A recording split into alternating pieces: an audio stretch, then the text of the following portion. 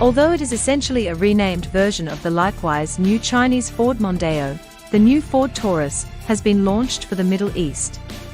After 34 years of virtually continuous manufacturing, the Ford Taurus was discontinued in the United States in March 2019, marking the end of an era. The name Taurus, on the other hand, lives on in China, where this model is based on the Ford CD4 platform, and in the Middle East, where it has been the best-selling nameplate in the region for the past 5 years. The cutting-edge Mondeo was unveiled in January as an all-new mid-size sedan that was supposed to be constructed in China solely for Chinese customers.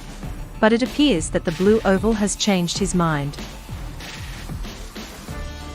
It landed in the Middle East under the name Ford Taurus, so it's officially sticking to that decision. In any case, the new Mondeo is a significant upgrade over the previous model, which was phased out in Europe earlier this month. Inside, the new Ford Taurus takes styling cues from the recently revealed crossover Ford Evos and the Silk Lincoln Zephyr.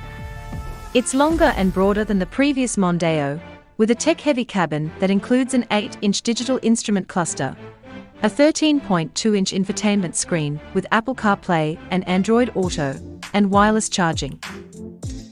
There are 3 alloy wheel sizes to choose from, as well as a panoramic sunroof. Adaptive cruise control, collision mitigation, and blind spot intervention are examples of driver assistance technology.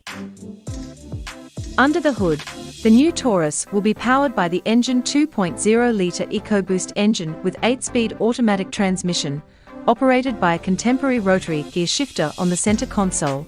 Taurus delivers more of what large sedan buyers. Taurus performed particularly well in the UAE's mid-size saloon category, with a remarkable 527% year-on-year growth for the nameplate.